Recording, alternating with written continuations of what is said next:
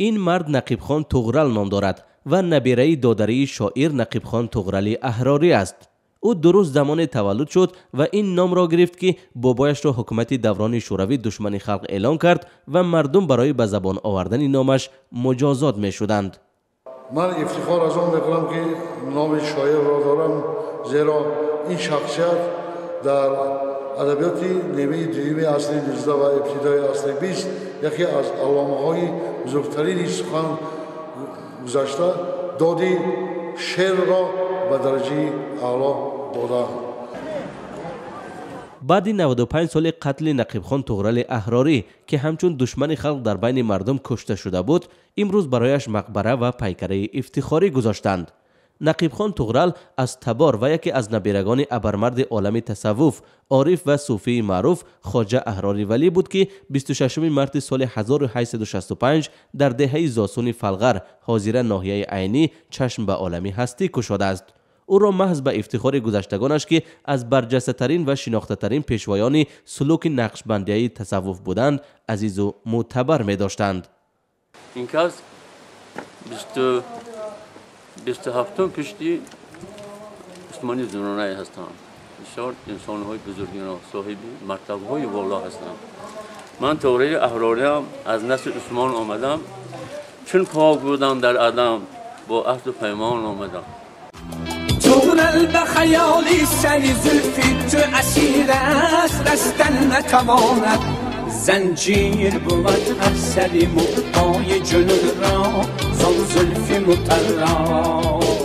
طغرل احراری یگانه شاعر تاجیک است که در سبک دشوار بیان عبدالقادر بدیل کوشش شعر گفتن کرده است و صدها غزل و داستان را در پیروی به او انشا نموده است.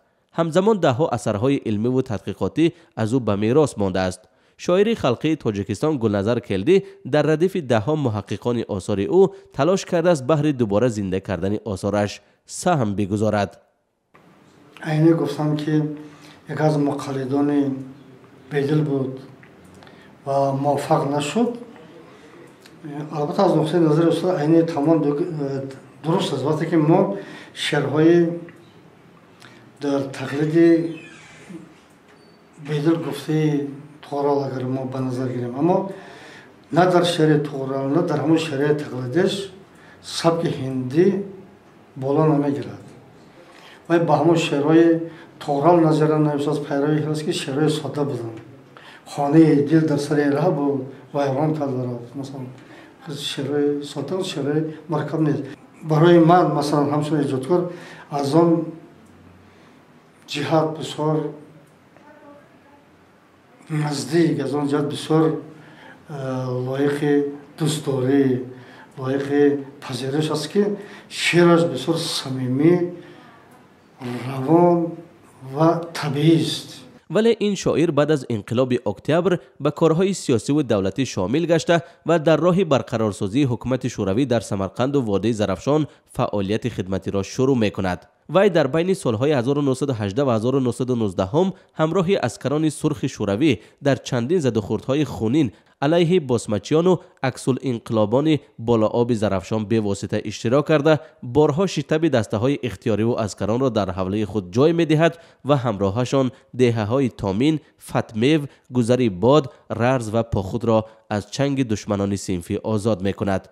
او در جریان یکی از چنین محاربه ها برای آزادی دهه و شب از طرف دشمنان و بدخواهانش به تهمت ناحق عکس‌العمل گرفتار شده، همچون دشمن خلق محکوم به قتل می گردد و موضع باغ شمال کنار رود زرافشان قتلگاه این مبارز راه آزادی انتخاب می شود. اینجا شاعر نقیب خان طغرل در لحظه های آخری حیاتش رو بروی دهه لنگر یعنی سوی قبله قرار گرفت و 2 رکعت نماز گذارد. پس از ادای نماز قامتش را راست کرد و با یک تیر سینه او را شکافت. وی 28 ایون سال 1919 در همین موضع شهید گشت. جسدش را در پهلوی درختی توت به خاک سپاریدند و این درخت هنوز هم برجاست که شاهد آن واقعی نمگین است. بعد از قتل طغرل پیروان و هوادارانش نمیتوانند که طول 40 سال از اثر و آفریده هایش استفاده کنند، ولی با کوشش و زحمت های فراوان یک زمره روشنفکران زمان 30 دکبر سال 1960 او را با قرار دادگاه عالی دور سفید می کنند. هنگام به قطر رساندن توده چند قطره خونی این مبارک این شاعر با سنگ‌های اطراف پاش خوردن که این سنگی که شما در اینجا میبینید نمونه از آن است. در اینجا داغ‌های سرخ چرنگ هست. سعید برهان اکرام و فرزند دختره نقیب خان طغرل امروز خانه بابایش را صاحبی میکند و آن را به آثارخانه تبدیل داده است. ولی همکنون به نام این شاعر شهیر نه تنها این آثارخانه بلکه یک مکتب در زادگاهش، کاخ فرهنگ و مقبره با خرج 5 میلیون سومانی بنیاد گردیده است که زیارتگاه خاص و عام خواهد بود.